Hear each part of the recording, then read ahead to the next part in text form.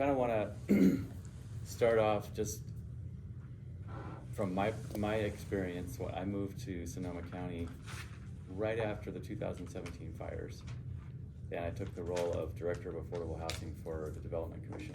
So when you look back at the context of where we're at today, when I came in, we were still working with the dissolution of redevelopment. So we were a successor agency. We had some land, we had some money. A lot of people were talking about redevelopment and what an impact that was. But then, of course, the fires created a totally different environment for affordable housing. I remember the first Board of Supervisors meeting I attended, which was the second day on the job, and it was all about housing. It was all about affordable housing.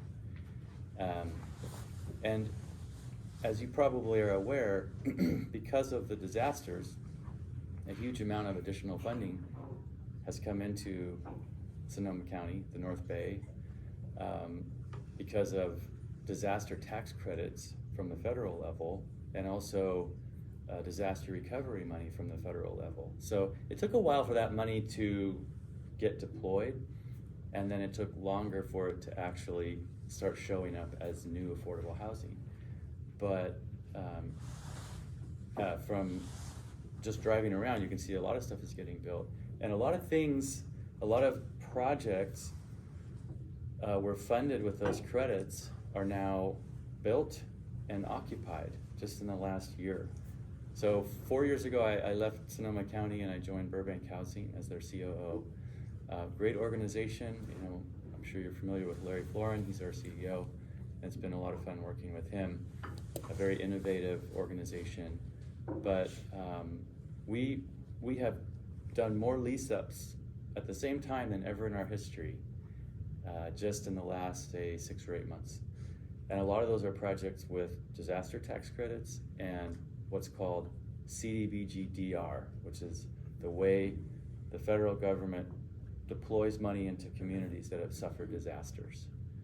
So you have the wave of money that came from the dissolution of redevelopment, you have disaster money, but now here we are, 2024, and you have a big budget deficit in California. You don't have any more disaster money coming in. And it's not that we don't want more disasters, so that's the problem. That's the only way to get those big tranches of money. It's a terrible paradox, isn't it? So, but what I want to talk about today, and I know a lot of you are deeply into this stuff, so a lot of it you probably know, but hopefully I can highlight some things that are helpful. I want to talk about, and my slides aren't like spreadsheets and deep dives, they're kind of overviews. I want to talk about new development of affordable housing and kind of what's different between the way the capital stack for market rate and the way the capital stack for affordable works. Now you're going to get a deep dive into market rate, so I won't spend much time on that, but I just want to highlight the differences.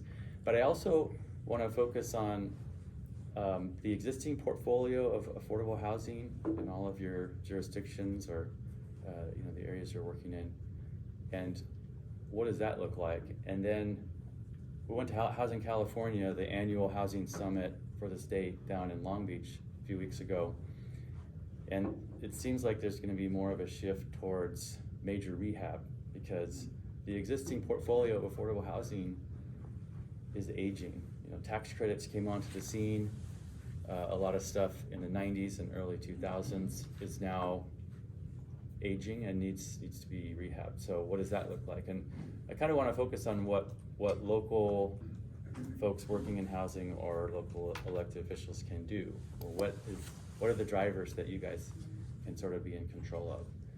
So also, I know it's kind of set up for a presentation and then questions at the end, but I would be happy to have it just be a conversation if you have a question, or if I say something that you feel like that's not really accurate, that's entirely possible.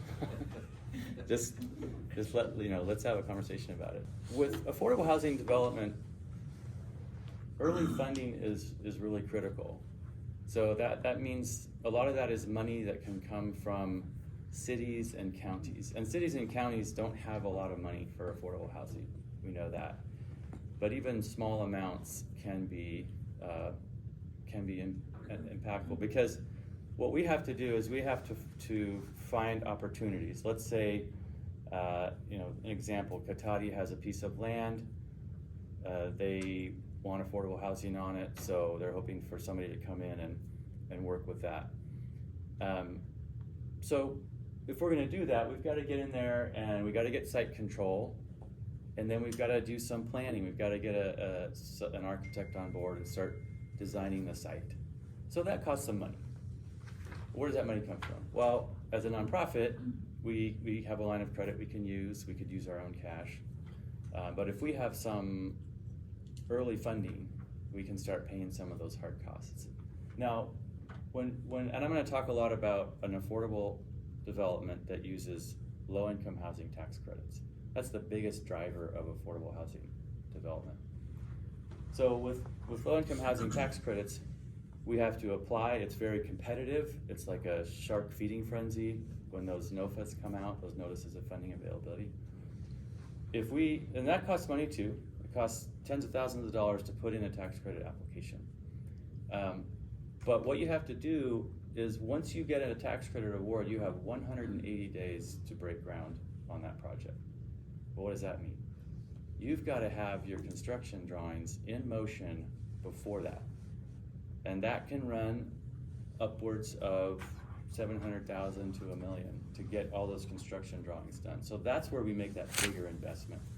And it's all still risk until that award is received. Now, it doesn't mean you give up. If we don't get a tax credit award, the way the tax credits work, just briefly, there are 2 funding rounds a year. It's run by the State Tax Credit Allocation Committee. And they're getting money from the federal government, allocations, boom, they come down and they split up California into different regions. And of course, a lot of the tax credit money is sucked away into Los Angeles and Southern California. But the North region has an allocation. So if we don't get an allocation, then we wait till the next round and we sharpen our pencils and we put another application in. But if we do that, we're holding those costs. So again, I really want to focus on what jurisdictions can do, what you guys can drive. If there is housing trust funds, or some of, like Sonoma County and Petaluma and Santa Rosa get an allocation of federal money, home funds, CDBG funds. Those can be used for pre-development costs. So to the extent that you have influence, or sitting on a panel or a board, or you actually are controlling those funds, if they can come in early and be awarded into a deal and utilized, they are a pre-development source, then they become a permanent source. And if we can talk in more detail about that if anyone has questions. So that's one thing I want to highlight. If we're going to build affordable housing, we got to have access to some funds, some help. It really drives that process along. So the longer that we go through this very competitive process, we've had projects where we tried to get funded one round, so there's a round in March and a round in July. If we don't get funded in March, and we don't get funded in July, now we gotta wait until the following year. So our holding costs are going up. We're paying interest, for example, on our line of credit, so our costs are increasing. So that can get rather challenging. But that's one factor and one impact that localities can have on. So this is kind of a very simple demonstration of a capital stack for a market rate development. Oftentimes there's senior debt, there's mezz debt, and then there's equity from investors. So those are the costs that a market rate developer has to think about, and it's not totally different, but we'll show you the difference in an affordable project. Now, again, simplified, obviously a market rate development, once it's in operation, has to pay debt service, it's got operating expenses, and then money put aside for capital repairs. But look at the different dynamic. If the rental housing market is here, then the market rate housing operator will drive those rents. as much as the market will allow. So if they've got a fixed return for their investors as the market forces change, if it's favorable, then they can really put money into capital repairs if they're thinking long term. But a lot of times, you put money into repairs or improvements, and that's an opportunity to raise the rents. And that's a lot of time what happens. So the market rate development, the capital stack, and the operating approach is very different from affordable. And so when we go to affordable, it's a different situation. There's always permanent debt, almost always, on an affordable project, but it's much, much smaller because you can only underwrite a smaller amount. The big equity portion from tax credits is really paid by the federal government because the investors come in, you get this equity payment, and they get paid back by getting to claim federal tax credits. They also get to claim losses, depreciation and losses on the deal. So that takes the place of that. We're not paying investors. That's great. That's why we can make it affordable. You see that middle part, that's really the difference between deals happening and not happening, is how much local money goes in. Because when we're going in and competing for tax credits, the tax credits are scored. They get a rating score, and whoever's got the higher score gets awarded the money. And a big driver of the score is how much other funding do you already have committed to this deal. So if a local jurisdiction says we're gonna give $1 million in local housing trust fund money to this deal, or we're gonna give $2 million, then our score goes. But if there's nothing, then the score is lower, and your chances of getting funded are not too great. Now, the localities put money in the form of deferred, non-amortized debt. And so that it's like a soft loan that goes in there, and it sits there. It does accumulate interest. And what the jurisdictions, how they write these loan agreements, is they want to get residual receipts, or essentially they want to get a net cash flow split after the property is audited at the end of a year. And that's okay. We'll talk a little bit more about the impacts of that, though. And this is kind of an issue that we want to highlight at Burbank. It's a bit controversial because nobody has enough money. The cities and the county, they don't have enough money to run their housing departments. They want to fund more affordable housing, but it's good to have an understanding of the impacts. So what's the different dynamic in operating an affordable project? Well, we have debt service, we have operating expenses, we have capital repairs that we're trying to fund, but we've got rent limits. Doesn't matter what the market is doing, we have rent limits that are set by HUD. That's what makes it affordable, right? But we're not able to capture that market space, and we're not able to bring more dollars in to do capital work. And I really want to highlight that message in this discussion, because aging affordable housing portfolios are all over the state, probably all over the nation, are facing this challenge. If you don't have enough money for capital repairs, a lot of times the way these pro formas are set up, there is a replacement reserve deposit. It's a yearly amount per unit. It's never enough. Ideally, if you had a really strong capital stack, you could capitalize replacement reserves at the beginning of the project. So you'd start out with $500,000 in your replacement reserves, and then you're adding to that, so that when 10 years later, after the warranties are all burned off, your roof fails and you've got to replace it, you dip into that and you've got money to do it. But that's usually not what happens. We start out with zero in replacement reserves. We don't put in enough. And so 10 years down the road, when that roof fails, you're looking around, and we come back to, if you're with the city or county, we'll come back to you and say, hey, we need help, we need money, we need to find a way to do this. So we're working within those limitations. One more dynamic of this is that the rents at affordable deals that are tax credit are usually between 30 and 60% of the area median income. So let's go back to that shark feeding frenzy and the scoring. The more you have the very low, extremely low income units, 30%, the higher your score. So you try to put in as many, and that's good. We have a lot of people in our community, and you've seen the reports, you've seen the data, right?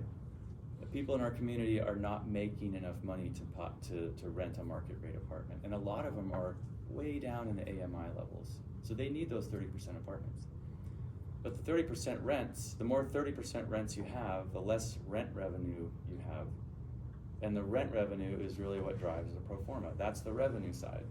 So we know our expenses are going like this. Our rent revenue is limited, and we start out with a lower rent revenue, and then that nexus goes like this. So those are some of the challenging forces, and this is a simple demonstration of that. I could have done a lot of cool stuff with like red lines going up and stuff. You guys, you get the point. Well, let's go back to this local contribution. So again, if we get some early money in, it's put in this way. We don't really see grants coming from local jurisdictions. The one place we're seeing grants come in, and this is something, if you're in conversations or on a board or in any way connected to the medical community, like Providence, Kaiser, these organizations are putting money into housing. They're writing $1 million checks, and they're not soft debt, they're just a grant. Boom, here you go. We want to see this built. We know that when people who have risk situations and special needs and medical conditions, when they have safe housing, their health results are way better. So we're gonna put money into this. So that's one source that has recently come up that's really been extremely helpful with affordable housing deals. So for instance, our project downtown Santa Rosa called Caritas. So you have Catholic Charities built the Caritas Center, which is shelter configuration. And then we built Caritas Housing, which is permanent housing. We got money from Providence. They put money into that project. Big, big help. So, but the local jurisdictions are putting in this deferred non-amortized debt. As I said, it's crucial to attracting other funding. So think about this. If a local jurisdiction puts in $500,000 into a development project, let's say it's a 60-unit multifamily affordable tax credit deal. That's a lot of comments in there, but $500,000. Let's say that project costs about $40 million to build. So what's the city or the state or the county's return on that investment into that deal? You're attracting millions of dollars by putting in some thousands. When I was at the county, I was overseeing our team that did lending. We had the local housing trust fund, and we had CDBG and home money.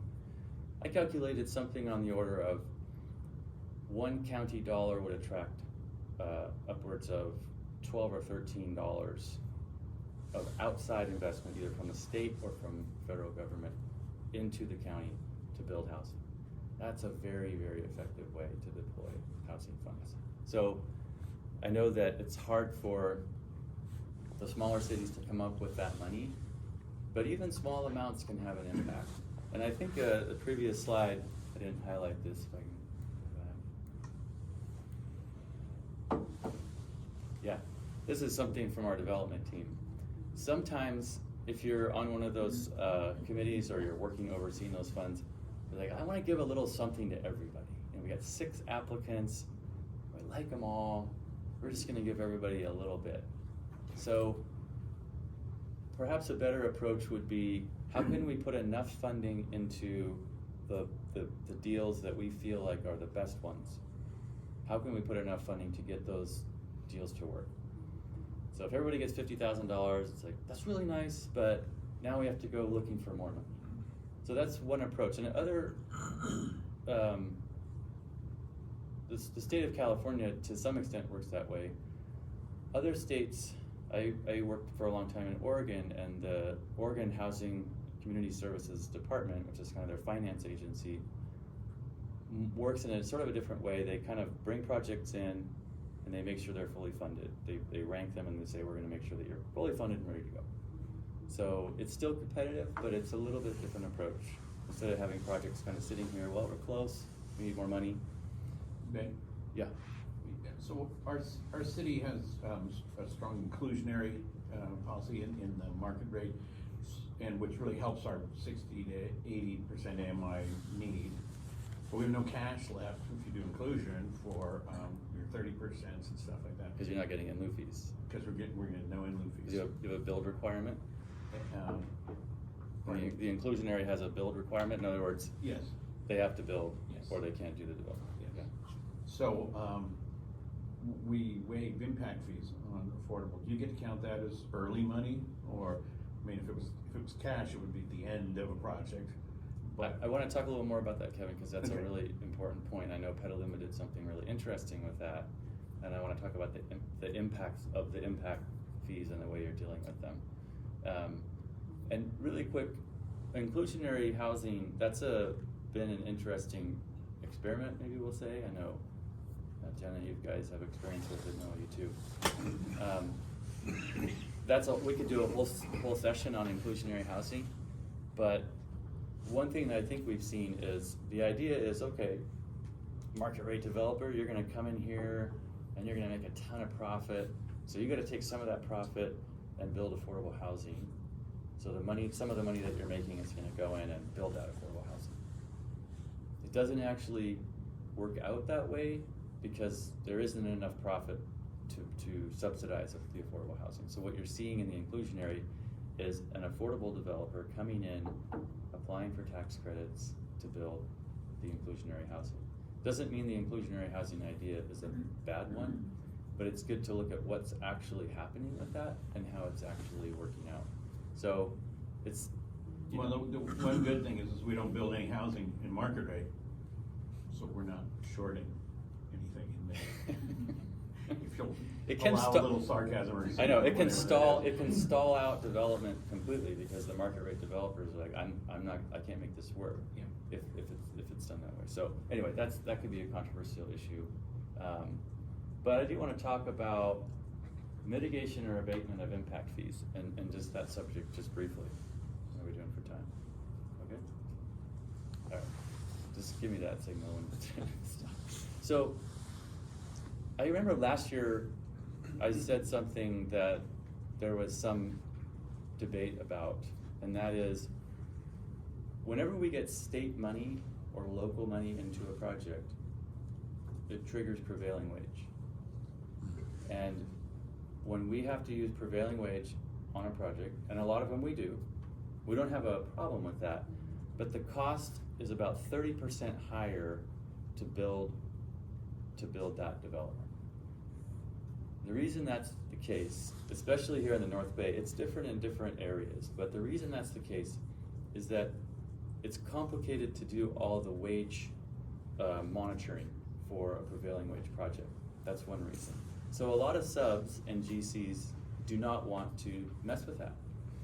So when you have a GC that works with that, now they're going out and they're having their subs bid the project, the number of subs bidding is far less. So it's less competitive, so the costs are higher. They also need to charge more because they have to pay to do all this wage monitoring. So it really truly is about a 30% cost hike to do a prevailing wage deal as opposed to non-prevailing wage. So here's the interesting thing. If a jurisdiction says, oh, this is a really good deal and we're working with them and we say, can you mitigate the impact fees? Can you waive the fees for our deal or waive half the fees? And they say, okay, or they say, we'll defer the fees. We'll do a 10-year deferral on the fees. That becomes a source and it triggers prevailing wage.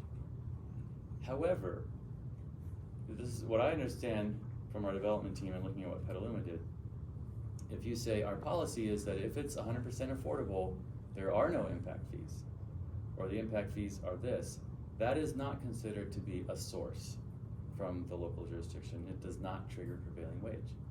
30% cost reduction if you have sources that are not triggering prevailing wage. So Just to clarify, that's if it's an established policy versus a one-off decision. Yeah, if it's not a project by project decision. So we understand that there's a lot of different forces at work when you say we're going to abate impact fees for an affordable deal. That's money that keeps your planning department going and so forth. Again, that's a deeper discussion, but it is a tool. So you have, and it is real money. It's like we're waiving, our policy says we're not going to get real money. Our budget just went down. But if you don't have cash from in lieu fees, if you don't have a housing trust fund, sometimes impact fees can be up to $1 million, $2 million. And so that's a really important component of putting this deal together. The less uses we have, the lower the sources are, and it's easier to get a deal to pencil. Okay. Not to digress, but how do you do a project that doesn't trigger prevailing wage? When you do those non-prevailing wage? Yeah, we're doing one in Hillsburg right now using 501c3 bonds. So, and low-income housing tax credits do not trigger prevailing wage. Only state and local money does. So if we were to have an allocation of low-income housing tax credits, and we didn't use any local or state sources, we could have a non-prevailing wage deal. But we're not against prevailing wage. We're just saying that it's less expensive to do a project that's not prevailing wage. Okay, I want to move on to the second, because I don't have a ton of time left, but I really want to focus on two things. Preserving our affordable housing portfolio. Burbank Housing has about 3,600 units of housing that we own and manage, and we're now managing over 4,000 units. We're working a lot more extensively in the county of Napa. So we got this problem that we talked about. We have limited rent revenue. Our replacement reserve deposits are really not keeping up with the real capital costs. And a lot of times they're even put in without an escalator or an inflation factor. So for a 30-year pro forma, those deposits are the same. They're not really keeping up with those costs. Here's another issue, again, controversial, because the cities and the counties want more money to build affordable housing. So what happens is, at the end of the year, we do the audit, and the audit says, here's the cash flow from this deal, and there's a cash flow waterfall. We pay this, we pay this, we pay this. And so the regulatory agreements from the cities and the counties say, we're gonna get 50% or 75% of the net cash flow to pay back our loan. It's not amortized, but we're gonna get some of the cash flow. So there's no ability for these deals to build up any cash to deal with capital issues. It's just a fact. Now we know that the counties and the cities want this money to put back into affordable housing, we understand that. But it would be good to have some dialogue about that, because just briefly, the audited numbers don't take into account things like delinquent rent and accounts receivable. So they could say, all right, you guys need to write us a check for $40,000, that's your net cash flow split. Well, the property may not even have that much in its operating account. So then we have a conundrum. So that's an important place. Again, I think the cities and jurisdictions need to be keenly aware of the danger of an affordable portfolio falling into disrepair, functional obsolescence, deferred maintenance, and what are you going to do? We have a project right now that was built in 1980. It's the first one that Burbank Housing did. It's never been rehabbed. So 44 years old, is that right? 44? Yeah, 44 years old. Desperate need of some serious capital infusion. I mean, that's normal, right? 44 years, your big components are all gonna need to have a lot of work. But because of the dynamics that I've been describing, just the reserves are not anywhere near enough. So we have to either recapitalize the project with tax credits, which are super competitive, difficult to get, or we don't know what to do. We don't have a big surplus trust fund of cash at Burbank that we can come in and do this work. Fortunately, the state of California has a new program called the Portfolio Reinvestment Program. If there's old HCD money sitting in the deal, you can apply. So we're applying, the application's going in 2 days. Hopefully we get an award and we can fully rehab the property. Now we're good to go for another 15 years or however much that gets us. But are there opportunities to renegotiate those, some of those historic rent split contracts? HCD is very unwilling to do that. So the HCD money in there traps those rents, and there's a lot of restrictions, and they've been extremely unwilling to move at all. So that's difficult. Okay. Our local jurisdictions have been much more willing to extend those non-amortized debts, waive interest, forgive debt. So I'd have to say, you guys have been great. And that's super, super helpful when we're trying to figure out how to preserve these deals. The state is far less flexible, and you know, that's their purview, right? So, again, if we're trying to recapitalize, there's not a lot of local sources, but if you're working with CDBG money, that can be used to do major rehab work on a property. But, oh, yeah, go ahead, Jen. Sorry to interrupt. I wanted to ask a question about residual receipts, because, you know, if we're putting local money in the deal, like city money, that doesn't have all of these, you know, requirements, we get to decide how the residual receipts are calculated. It doesn't have to be based on redevelopment. And I actually didn't, you know, realize that it's based on, you know, rents receivable, right, versus rents actually received, which is a big difference, especially in a low-income project. You know, what are your thoughts on how you would want that built into the affordability covenant? You know, and you know, do you have thoughts about calculating it after a certain chunk of money is set aside for the long-term repairs? Both things, absolutely. If there could be a recognition that an additional amount is going to be put back or left with the property, has to go into replacement reserve, something like that. Mm-hmm. You know, with a nonprofit, nobody's taking profit or taking cash. But I think and this is getting into the details a little bit. If you are a partner in a limited partnership tax credit deal, there are fees that you can take after the audit, and there's a waterfall. That's what they call it. Okay, first we pay the limited partner asset management fee. Second, us, the nonprofit general managing partner, can take a GP management fee, and we can take an incentive management fee. If there is not enough cash in the operating account, those fees accrue.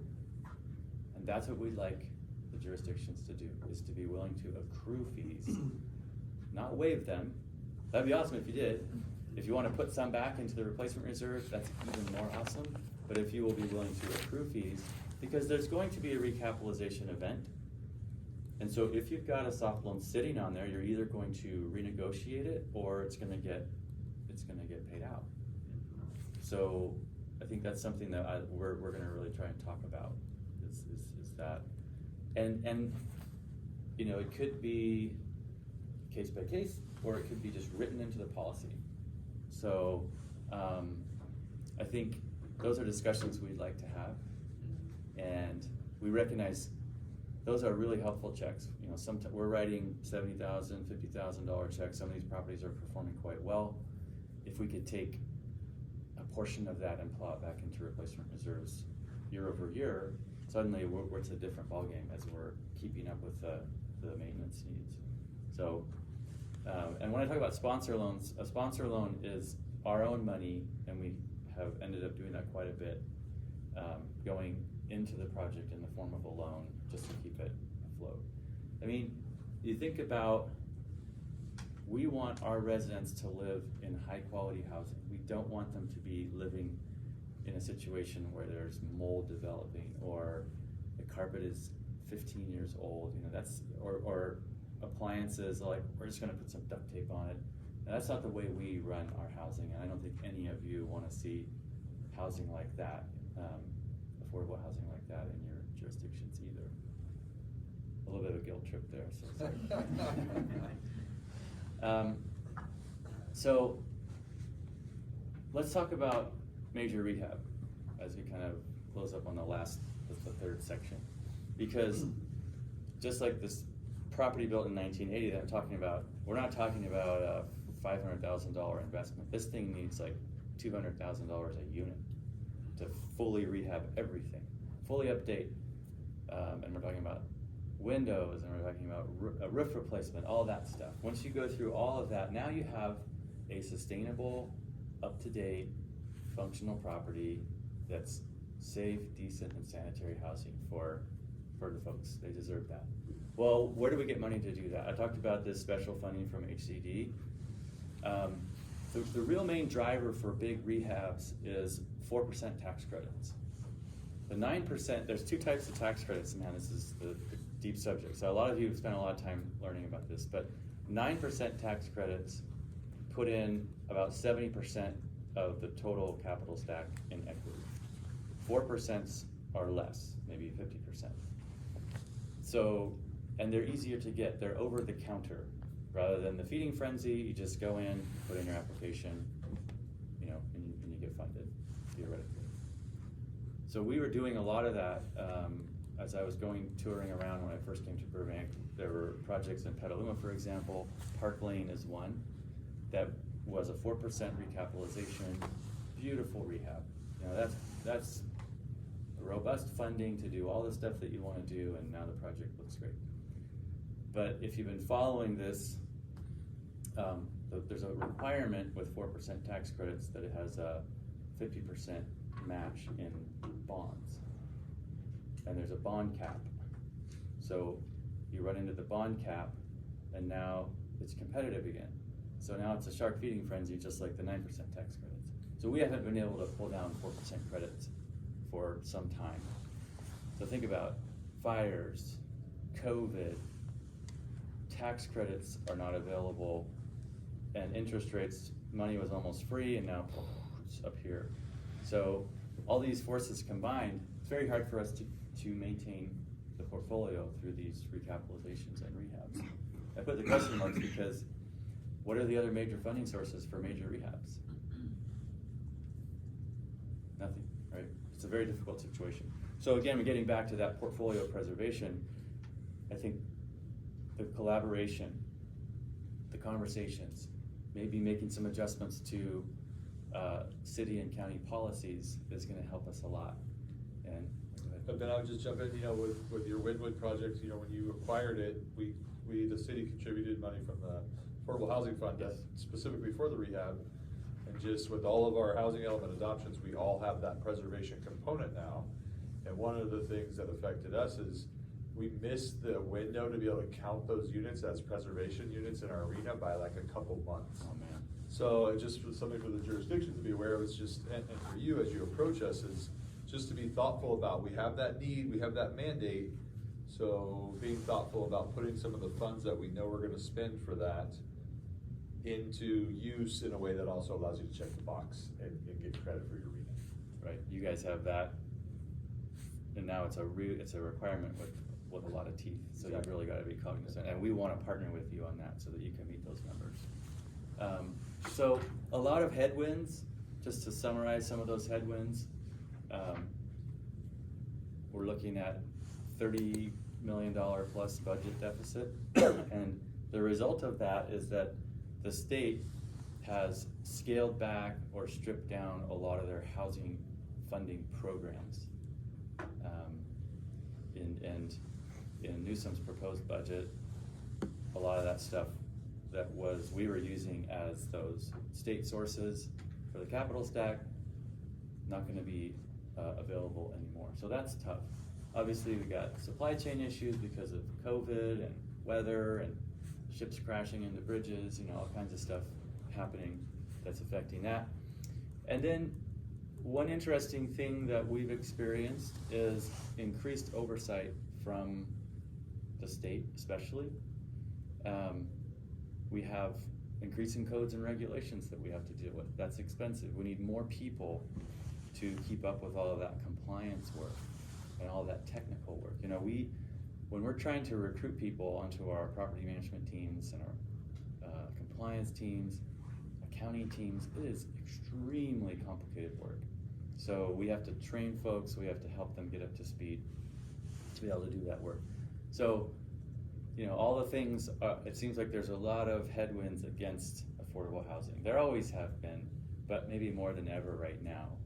If the rate environment starts to improve, but maybe that won't happen until 2025, 26, we might see some other options that we can use, like 501c3 bonds or the JPA model that we can talk with some of you about. So, just some thoughts about, and you can maybe, if you have the slide deck, look back at these later, but when we go down to gap funding, a lot of times we'll put the money together for a project and we're ready to go. We even have a tax credit allocation, but our construction costs have gone up and other things have gone up. So think about this, about funding that could come in at the back end after a project is it's entitled, construction drawings are done, we've got the funding, but we can't close because we have a $500,000 gap. You come in and plug that gap and the project goes and it's under construction. So we've also thinking about if you're doing, for city officials and county officials, if you're doing notices of funding availability, super clear feedback on the scoring, on how you're approaching that is really helpful. What kind of projects are you looking for? Having that conversation is really helpful rather than making it sort of a black box for applicants coming in trying to get funding. And then streamlining, and that's, you know, probably more appropriate at the state level because there's a lot of tons of different funding sources and it gets very complicated. So that's kind of, in summary, new construction, you're probably gonna see that really tail off quite a bit after that money is, the disaster money is fully utilized, which mostly it is. Portfolio preservation is crucial. We've got to keep these portfolios in good shape. And then major rehabs. A lot of focus is gonna be on major rehabs throughout the state. So open it up. Any questions or thoughts about what we've gone over today? Hopefully it's helpful. This isn't, I know you were trying to guilt trip us about the, and this isn't meant to respond to that. It's, I mean, I hear high quality, affordable housing, and that's something that I've heard elected officials like, well, it's not gonna be like the ones in the 70s, is it? It's like, no, that's different. But we keep saying high quality, and something I read is, you know, everybody wants the Lexus of houses, everybody wants the Cadillac of houses, everyone wants the best. And we already do that with houses, or we already do that with cars, right? I can't afford a Cadillac or a Lexus, so what do I afford? A Honda Accord. Is there anything wrong with a Honda Accord? No, it's just fine. It gets me, and it does just fine. And I think that's probably like the missing middle. Is like, why aren't we building more Honda Accord or Toyota Camry housing? Yet we keep focusing on we need the best and the best things for everybody. It's like, well, everybody just doesn't get the best. And I know that sucks. I don't like to say that. I don't believe it. I think everyone should get the best, but like that's just not, like everything that you've said here is like nobody in this room is the cause of any of these problems. This is just like the government not wanting to solve the problem and allocate enough funding to solve the problem. And it sucks to like go through many of these courses and like that's the root of the problem. No one in this room is the root of the problem. It's the fact that we're just like government doesn't want to solve this problem. Yeah. But like one of the solutions maybe we just build less nice housing, right? It's not crappy, it's not 70s and 80s project housing, it's just not as nice. And I don't think there's anything necessarily wrong with that. Yeah, it's a good point. And we find, you know, we're doing a lot of value engineering on our projects to drive costs down. I think there is an important dividing line between a Honda Accord and a Yugo. So the Honda Accord will run, the engine will take you 300,000 miles, and that's really what we want to make sure we're not crossing over that line. And you know, if architects will design something that's really amazing and beautiful, and you have to kind of rein that in. I've seen a lot of really, really bad affordable housing, and I've seen a lot of really good affordable housing. there's a space in there where it can still be good and be less expensive. So I think it's a point well taken. Just wanna make sure we don't cross that line into Yugo territory.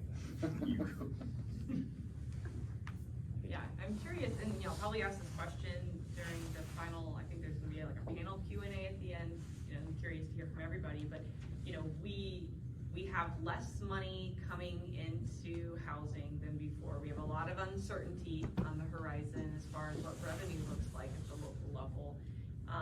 But we do have the potential BAFA bond measure, that might be coming down the pike.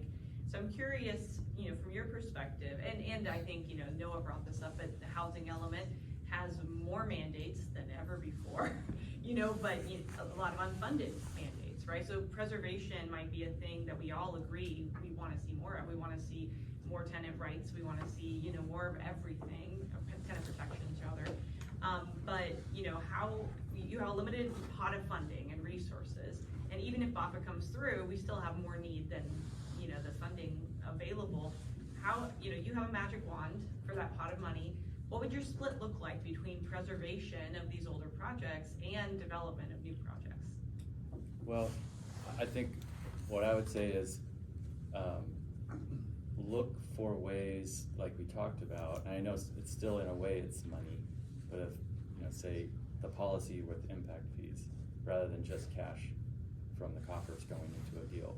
With preservation, trying to balance some of those cash flow splits and some of the money that's coming out of the properties.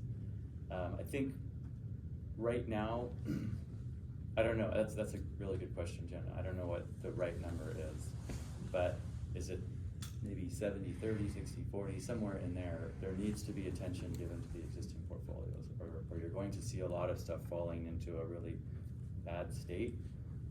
And that's, it might happen slowly and it's not as noticeable, but it's really impacting the folks living in those properties. So we wanna avoid that. But that's a really good question. I'm not sure what the perfect formula is, but somewhere in that vicinity, I would say. I'm sorry, you had. Yeah, I had another sort of BAFA question. Oh.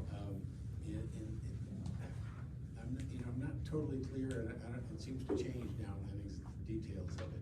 But I guess to make a very specific single question, will that money be able to be used in the way you talked about for local funds to get $12 of construction done for every dollar you invest? Will that money be able to be used in that way? As far as it's written up right now, yes, it's gonna come in and it's gonna be in the hands of the local jurisdiction. And the jurisdiction will deploy it similar to the way they would a local housing trust fund. So not a lot of restrictions, up to them how they structure that. And that's really a key point of that. So that could be a significant amount of funding if that measure gets on the ballot and passes. Yeah, BAFA is a really important potential help.